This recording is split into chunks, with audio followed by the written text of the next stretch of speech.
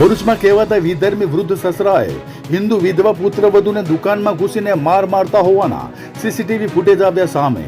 વિધર્મી વૃદ્ધ પોલીસનો બાતમીદાર અને પંચ હોવાના કારણે પોલીસ કાર્યવાહી ન કરતી હોવાનો પણ કરાયા આક્ષેપ. ભરૂચના સ્ટેશન રોડ ઉપર એક વિસ્તારમાં પીડિતાની સાસુ દક્ષાએ વિધર્મી વૃદ્ધ યાકુબ યુસુફ પટેલને પતિ બનાવ્યો અને વિધર્મી વૃદ્ધ અને કહેવાતા સસરાની દાનત હિન્દુ વિધવા પુત્રવધુ પર બગાડતા સમગ્ર મામલો ચર્ચામાં આવ્યો છે. આ મામલે વિધવા પીડિતાએ વારંવાર પોલીસ ફરિયાદ કર્યા બાદ પણ પોલીસ કાર્યવાહી ન કરતી હોવાના આક્ષેપ કરાયા છે. વિધર્મી યાકુબ યુસુફ પટેલ સાથે દક્ષાને પ્રેમાલાપ થતા બંને પતિ પત્ની જેમ રહેતા હોય અને તે દરમિયાન વિધર્મી યાકુબ યુસુફ પટેલની દાનત વિધવા હિન્દુ પુત્રવધુ પર બગાડતા પીડિતા સાથે વારંવાર અડપલા કરી સંબંધ રાખવા માટે દબાણ કરી હેરાનગતિ કરતો હતો. સાથે તેણીનો પીછો કરી ગંભીર પ્રકારનો ત્રાસ આપી માર મારતો હોવાના આક્ષેપ પીડિતાએ કર્યા છે. સાથે વિધર્મી વૃદ્ધ અને કહેવાતા સસરા યાકુબ યુસુફ પટેલ ખરીદી કરવા ગયેલ વિધવાને જનરલ સ્ટોરમાં પહોંચી તેણીને ત્યાં માર મારતા આખરે સમગ્ર મામલો પોલીસ મથકે પહોંચ્યો હતો અને પોલીસે સીસીટીવી ફૂટેજના આધારે વિધર્મી યાકુબ યુસુફ પટેલ ઉંમર વર્ષ 64 તથા સાસુ દક્ષા સામે એ ડિવિઝન પોલીસ મથકમાં ફરિયાદ દાખલ કરવામાં આવી છે. જ્યારે સામે પક્ષે પણ સાસુ દક્ષાએ યાકુબ પટેલ અને તેણીને માર માર્યો હોવાના આક્ષેપ સાથે પુત્રવધુ અને સંકેત પટેલ સામે ફરિયાદ નોંધાવી છે. આમ બંને પક્ષોની ફરિયાદ લઈ પોલીસે આગળની કાર્યવાહી હાથ ધરી છે. મેં મારા સાસુએ છે ને તો એક મોમેદન સાથે વર્ષો પહેલા લગ્ન કરેલા હતા. એમને મારે બોલાવતા જ નહોતા, પણ પછી જ્યારે મારા ઘરવાળા મરી ગયા એમને મને બોલાવતા થઈ ગયા અને પછી મને વારંવાર ગલત રીતે પકડી લેતા હતા. પાછળથી આમ પકડી લઈ ગલત રીતે આમ અડપલા કરતા હતા. તોય મેં બધું જવા દીધું કે ચાલ હસે એવી રીતે. પછી એમનું બોજ વધી ગયું અને મને મારા રોડ પર 2-3 વાર મારી. મેં પોલીસવાળા પાસે આવી 2-3 વાર, તો પોલીસવાળા અરજી લે છે, ફાયર લે, પણ કંઈ કરતા નથી.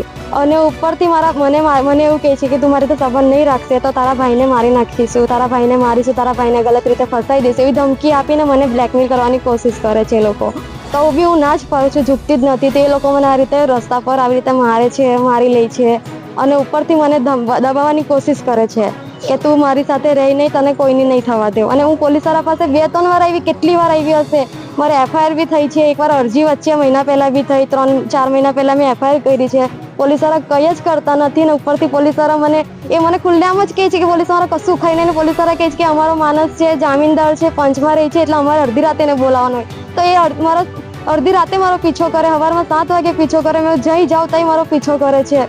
અને મને આવી રીતે આજે બી એવી રીતે જ મને મારેલી છે એમને કે મેં મારા છોકરા માટે નાસ્તાનો સામાન લેવા દુકાનમાં ગઈ. ત્યાં દુકાનમાં ઘૂસીને મને કે તારા તાત્યા કાપી નાખીશ, તને મારી નાખીશ ને એવી રીતે મને મારી છે એમને.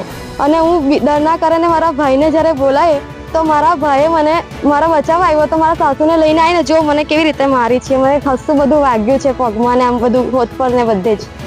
તો હવે મારે શું કરવાનું?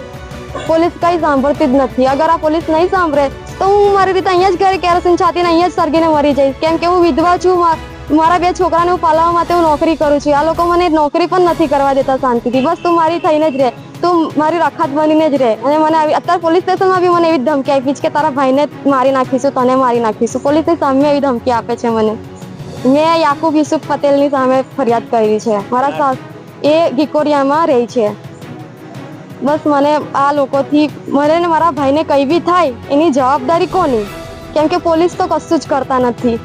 કેમ કે અગર કરતા હોત તો આજે 2-3 વર્ષથી મેં પોલીસના ધક્કા બી ખાઉં છું ને એફઆઈઆર કરી છે, અરજી બી હવે મહિના પહેલાં કરી છે. મારો પીછો કરે, જાસૂસી કરે, તો એ કશું જ એનો ન્યાય આવ્યો નથી. તો છતાં આજે એમને મને મારી. હું પોલીસવાળા પાસે આવીને થાકી ગઈ છું. હવે આ મને મારા ભાઈને કંઈ થાય એની જવાબદારી કોની?